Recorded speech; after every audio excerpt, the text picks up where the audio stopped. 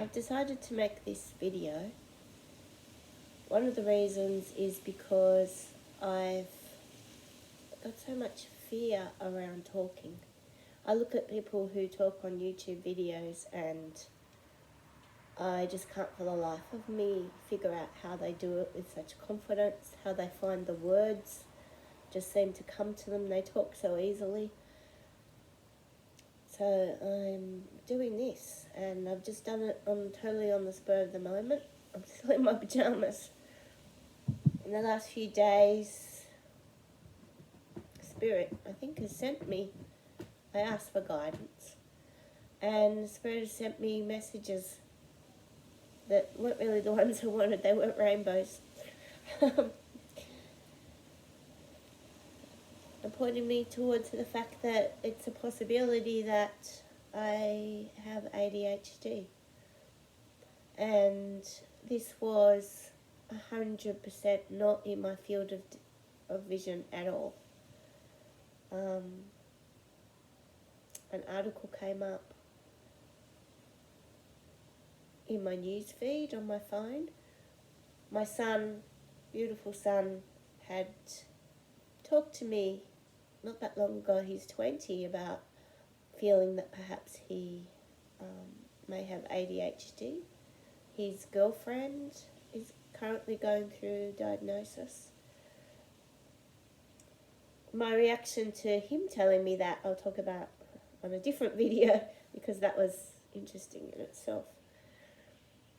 Anyway, it came up in my feed and there were 4 points talking about, I think the main one that came through to me is the total sense of overwhelm in trying to do simple daily tasks. It just knocked me over like a huge wave. And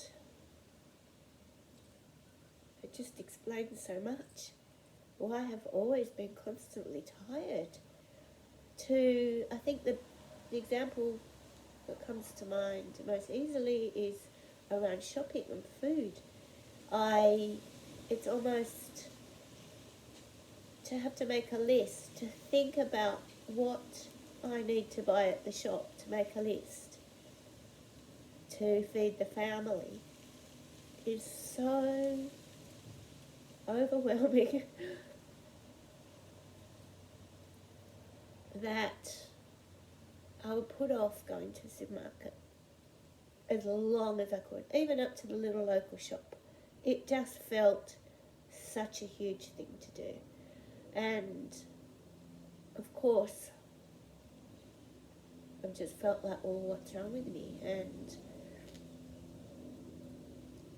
yeah, there's quite a few other things that have come up as well, but I'll talk about that a little bit later. But the reason why I'm making this video now is because I have had the blessing, really, definitely the blessing, to have this opportunity to have a month doing a house sit on my own, and with barely anything in my life, just me. And at this moment in my life, there are no major stresses, I can say. And I noticed that it made absolutely no difference. I'm still having trouble cooking or thinking about what I have to buy or organising things. My stuff is everywhere, and as much as I try to tidy it up and put it doesn't stay like that. I have becoming more and more aware of it. I've been trying to sit and just be and sit, and sometimes I'll be sitting, saying to myself, okay, you're just going to sit, and I don't even realise I've got up out of the chair and I'm in the kitchen doing something. It's like I have no memory of that moment that I got out of the chair and went to the kitchen. I don't know if that's ADHD, but I know it's a very different way of being, perhaps, to other people. And it makes things tiring. I've come up with strategies during my life to cope with that, but it's still exhausting. Anyway, I'm getting off track. That's funny. Anyway, so it's become very evident being here on my own that with all the stresses taken away, no children to look after, not working, that this, what would I call it? This state of mind, this way of being in myself, is it hasn't. It's still there. It's still even more so. Now, I have to put in here that I have been coming off my medication for antidepressants. So I've been on antidepressants for about 35 years. I was 32, I think. So, see, that doesn't even add up. I'm 56 and I went on the medications when I was 32. And, yeah, I can't work that out. That's okay. So, I've been coming off antidepressants because I have been diagnosed since that time, my early 30s, with depression. And then about 4 or 5 years ago, I saw a psychiatrist again, and he diagnosed me very quickly after about 15 minutes, kind of intuitively, he said, with bipolar disorder type 2, which kind of knocked me off my feet because I didn't obviously relate to the depression part of that, but the manic part I had never even thought about. And I said to him, I don't go and buy lots of things. I don't, I don't think that I behave like whatever I think a manic person behaves like. And he said to me, it stays in your head. So the bipolar to the manic part is in your head. And that made complete sense because my head feels manic. It's probably a good word for it. Manic quickly goes to panic, overwhelm, just total overwhelm in situations that I know should not be overwhelming. Little things. Making a list, making a telephone call to book my car in for a service. That's what I have to do today. And it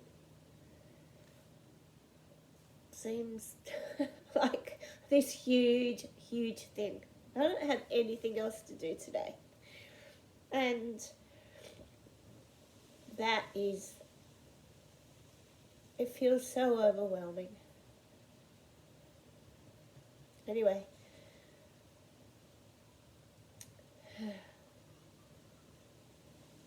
I ended up talking to my sons yesterday, both of them, and to Dylan, who has suspecting he has ADHD, and I said to him about this, that what had happened, and it had come up, and I suddenly was hit by this truck and went, oh my goodness. And as I watched videos of other women talking about, older women talking about how it had affected their lives, especially since having children, that really seemed to come through. I told my sons about this, and Dylan's just smiled gently in his beautiful way and said, Mum, I think the last time we had a little chat about the ADHD, I said to you that, he kind of basically suggested to me that, did I perhaps think I could have some aspects? And it had gone in, but my brain had didn't hear that. But then when I found that article again and started thinking about it, it came back to me. Someone told me recently that, do you think that you could have ADHD? And I could not for my life remember who it was. And, of course, it had been Dylan. And so he just smiled gently and said, look, because he's been thinking about it, and we often laugh and joke together about how similar we are about things, losing things and not being able to get organised, finding it hard to get started to do something.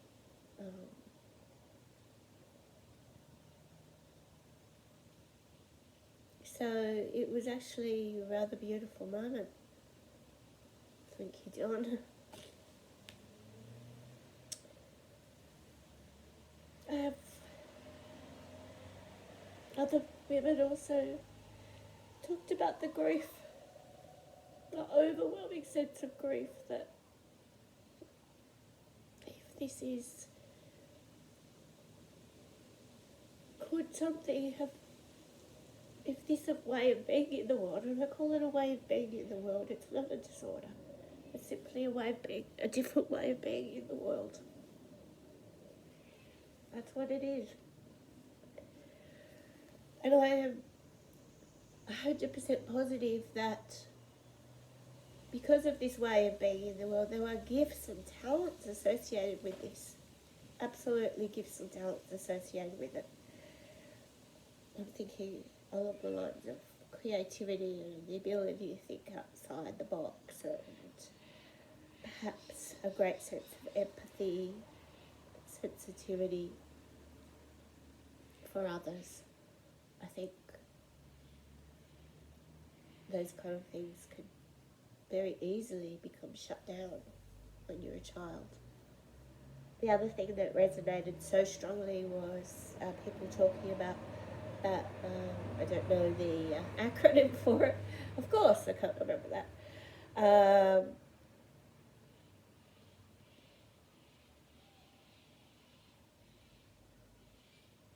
The acronym for rejection, sensitivity to rejection. Big time. Just. And how that leads to people pleasing. And I can distinctly remember being maybe 8 or 9 years old, deciding the way to form relationships with people, to get on with people,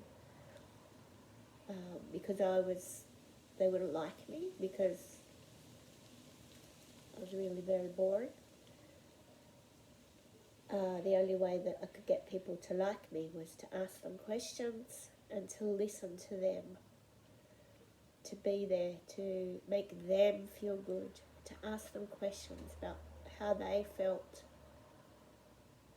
and to agree with whatever they said, because that would make them feel good. And if they felt good when they were talking to me, then they would want to be my friend. And I've done that all my life. And there's parts of that's okay, because at the core that actually is one of the gifts, I think, but it's just been distorted into being expressed in a way that's not healthy, where you give away. I've given away myself and what I feel and what I think.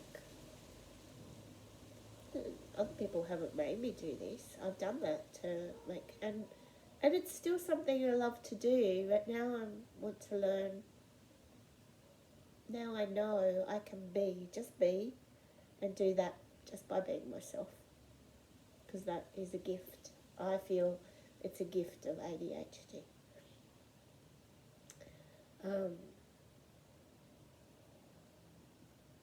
So there's a lot to think about,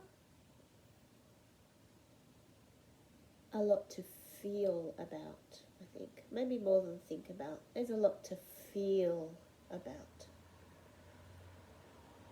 And I started talking before about the grief, and I think the grief comes from thinking, what if this had been identified way back then, when I was 5 or 3, or as a very, very sensitive child. And of course, it wasn't. And that's just how things are emerging, things are growing. consciousness is expanding around these type of things. Understanding is growing around the people's, who they are in essence, how they are in the world. And of course, not everybody can be the same in the world. We wouldn't want that, and also our survival. We wouldn't survive as humans if everybody's the same. Everybody has different gifts and talents, so I don't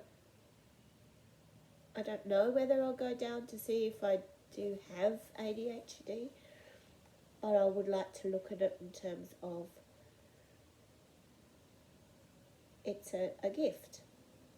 It's a way of thinking that's a gift. It doesn't, in our world, in our practical world of getting things done and so on and so forth, achieving, which is such a externally, achievement seems to be what's rewarded rather than the inner achievement.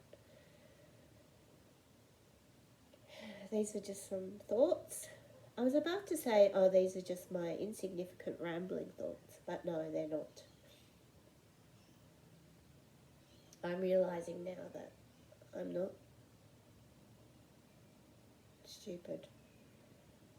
No, the word stupid's not correct. See, I really struggle to find words to express how I feel or what I'm thinking. And actually, I'd be really interested to find out from other people with ADHD or who experience this. The trouble with memory, trouble with communicating what you really want to say, and as a part of that, then feeling so kind of small that you can't get across to other people what's inside you. You start thinking that you're boring, that you're not interesting, that other people wouldn't really want to be friends with you. And I suppose once you start thinking that and putting that energy out into the world, then maybe other people do react like that. Maybe you're not interesting and you're not really boring because they can sense that you're not being your true, authentic self. Once you just sit with being yourself, you don't have to do anything. Okay, I will now start the hours process of morning, getting organised. Maybe that shouldn't be a phrase anymore, getting organised. Maybe I won't never say that again. Maybe I'll never say getting organised again. Of moving forward into the day. Alright. My first video, and sending love and compassion and hope and joy out to every single person who may resonate with what I'm saying today. And if only one person ever watches that video, or if no people watch that video, I'll watch it again and I'm sure I will connect. Let's connect. Okay. Goodbye.